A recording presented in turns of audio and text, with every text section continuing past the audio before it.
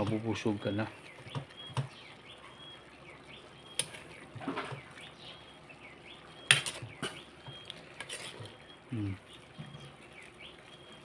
Adobong lito guys.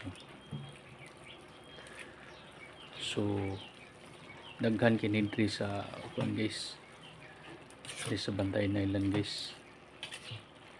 Tumpak talaga sa mga seafoods dito.